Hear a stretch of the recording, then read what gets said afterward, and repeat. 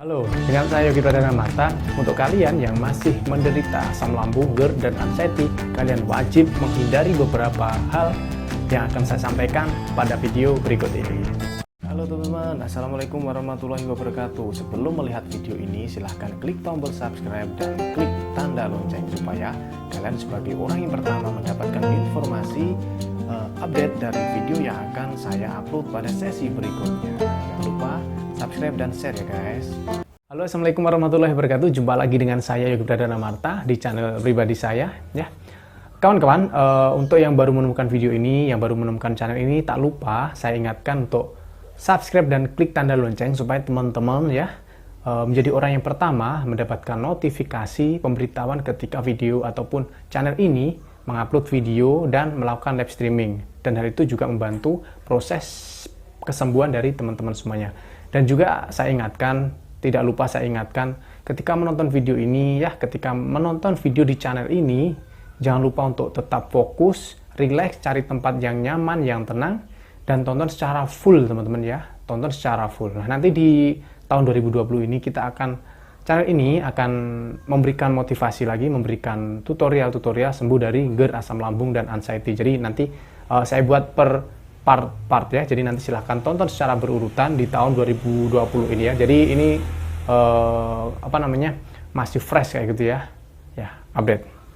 Nah teman-teman, pada video kali ini saya akan mengupas tentang hal-hal apa saja sih yang nggak boleh teman-teman lakukan ketika teman-teman masih menderita GERD, asam lambung, anxiety, psikosomatis, dan sejenisnya. Jadi bukan hanya kita itu nggak boleh makan pantangan, nah itu sudah pasti teman-teman, tapi yang akan kita bahas jauh di luar itu ya. Selain itu juga, itu nanti juga termasuk, tapi ada beberapa yang di luar itu teman-teman ya. Langsung saja, ini udah saya rekap menjadi 11 teman-teman ya, yang perlu teman-teman hindari dan benar-benar teman-teman harus waspadai hal ini supaya teman-teman lekas diberikan kesembuhan dan terbebas dari gejala asam lambung, anxiety, GERD, psikosomatis, dan sebagainya gitu ya. Langsung saja teman-teman, mulai dari yang pertama. Makan pantangan ya, makan makanan pantangan. Nah ini tadi udah tak jelaskan, tentunya memang kita nggak boleh ya makan makanan pantangan ketika kita masih menderita GERD, asam lambung, anxiety, psikosomatis, dan sebagainya. Itu memang nggak boleh, kita nggak boleh. Karena apa? Kalau kita itu memaksa makan makanan pantangan, otomatis teman-teman udah tahu sendiri ya bagaimana efeknya, bagaimana dampaknya. Asam lambung naik ya, asam lambung naik, kemudian juga muncul sensasi-sensasi ataupun simptom-simptom yang ada menyertai naiknya asam lambung itu. Nah itu teman-teman sudah pada tahu kalau yang ini ya, makan makanan pantangan ataupun makan makanan yang mengandung banyak gas. Nah kayak gitu ya. Nah kemudian yang nomor 2 adalah stres teman-teman ya. Jadi stres ini juga memicu ya naiknya asam lambung. Stres memicu produksi asam lambung itu meningkat teman-teman. Jadi memang orang-orang yang memiliki kecenderungan asam lambungnya tinggi, kita harus benar-benar pandai-pandai mengolah tingkat stres kita. Jadi ketika kita ada kerjaan dan menuntut harus ini, harus itu, sehingga kita stres kayak gitu ya. Nah, kita harus benar-benar pandai mengolah bagaimana supaya kita ini tidak stres teman-teman ya. Kan banyak sekali ya cara untuk menghindari ataupun cara untuk mengalihkan kepenatan kita, kesetresan kita selama dalam bekerja kayak gitu ya. Pokoknya hindari stres ya. Jangan sampai teman-teman stres yang berkepanjangan. Nah, itu nomor 2. Kemudian nomor 3. Olahraga yang terlalu berat, teman-teman ya. Jadi, olahraga itu disarankan untuk orang yang menderita asam lambung, anxiety, psikosomatis, dan sebagainya. Itu disarankan, teman-teman ya. Supaya apa? Supaya peredaran darah kita itu lancar. Sehingga pembuluh-pembuluh darah kita itu melebar, sehingga perjalanan darah ke seluruh tubuh, oksigen ke seluruh tubuh itu lancar. Tetapi ya, ketika kita itu berolahraga terlalu berat, justru itu yang tidak baik teman-teman. Justru itu akan memperburuk keadaan asam lambung kita. Jadi nanti ketika kita berolahraga cukup berat, asam lambung biasanya akan naik. Kalau asam lambung naik, sudah tahulah banyak simptom, banyak gejala yang ada kayak gitu ya. Nah itu yang nomor 3 ya, berolahraga terlalu berat. Jadi hindari olahraga yang terlalu berat gitu. Oke, lanjut yang keempat. Yang keempat adalah begadang teman-teman. Jadi teman-teman itu nggak boleh begadang kalau memang tubuhnya udah enakan gitu ya. Jadi nggak boleh begadang. Karena ketika kita begadang, otomatis biasanya keesokan harinya badan kita itu merasa agak enak kayak gitu loh ya. Biasanya ketika badan kita udah merasa nggak enak, nah biasanya kita akan sedikit cemas, kita akan sedikit gelisah, sehingga gelisah itu akan memunculkan produksi asam lambung yang meningkat dan asam lambung kita juga naik. Gitu teman ya, ingat ya, begadang.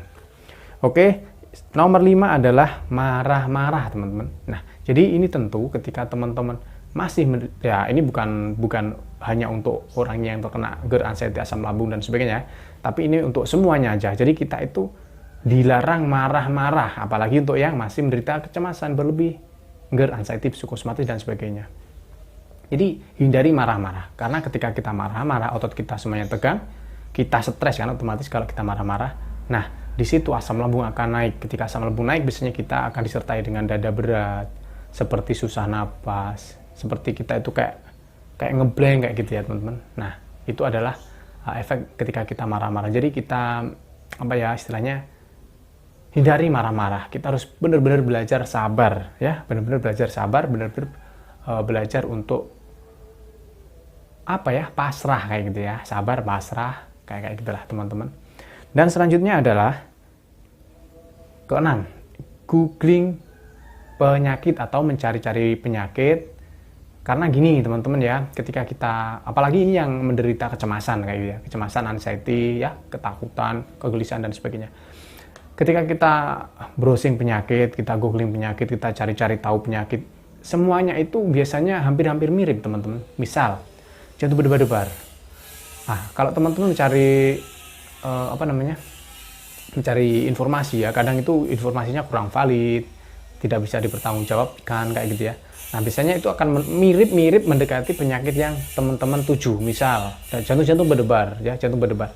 Teman-teman cari ciri-ciri penyakit jantung dan sebagainya, bla bla bla bla. Akhirnya teman-teman di situ ketakutan. Karena apa? Karena ada kemiripan, ada keidentikan antara penyakit jantung dan GERD ataupun kecemasan yang teman-teman alami. Kemudian juga sesak napas.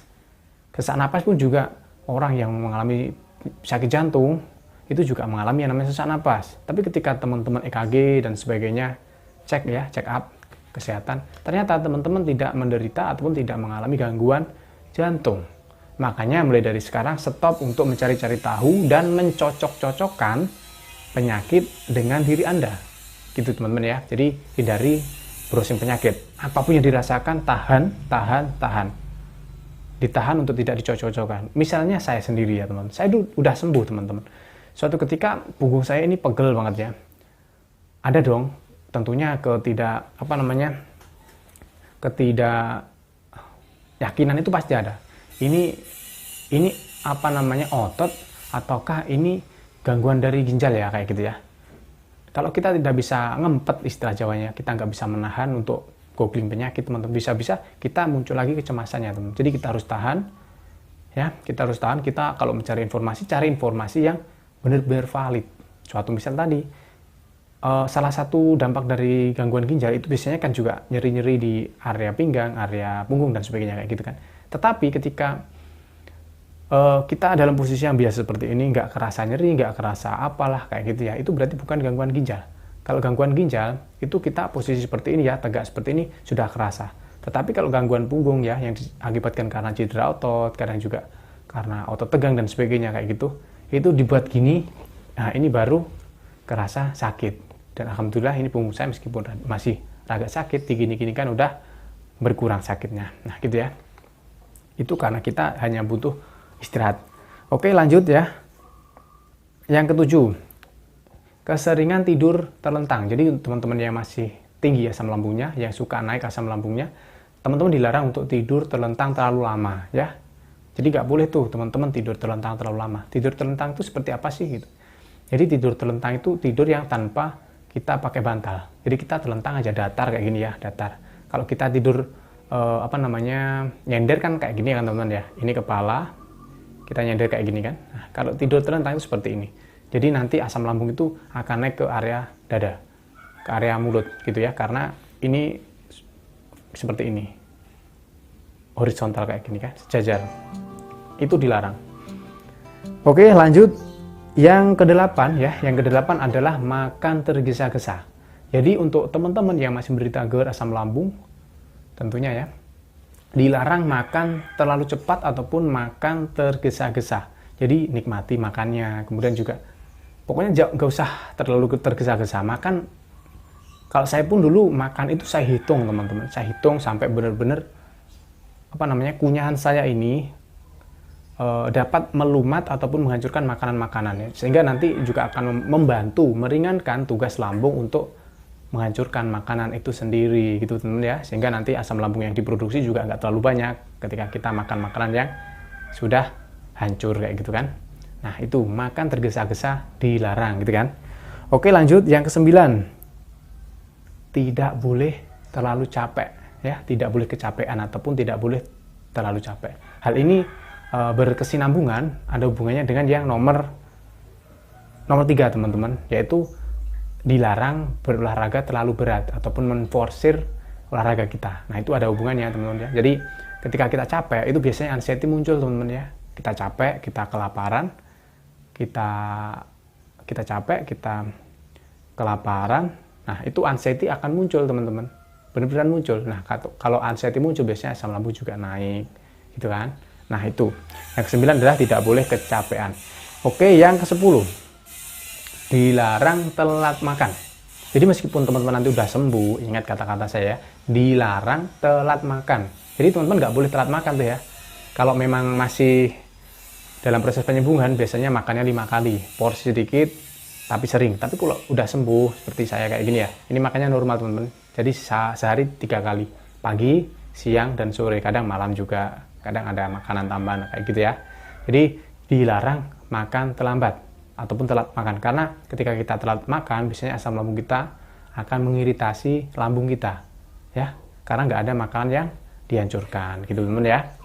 Oke, yang ke-11, tidak boleh terlalu kenyang. Nah ini ada hubungannya dengan yang nomor 10 tadi. Kalau yang nomor 10 adalah kita tidak boleh telat makan kan, kalau yang ke-11 adalah kita ya tidak boleh makan terlalu kenyang. Jadi kita makan ketika lapar dan kita berhenti makan sebelum kenyang. Jadi gak usah kenyang-kenyang, sebelum kenyang hentikan.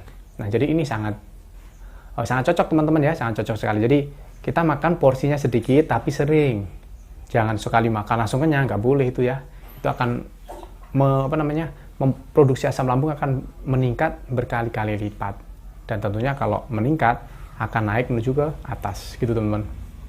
Jadi itu ya beberapa hal yang perlu teman-teman cermati, perlu teman-teman pahami ketika masih menderita GERD, asam lambung, anxiety, psikosomatis, dan sebagainya. Jadi ada 11 hal-hal yang perlu teman-teman hindari.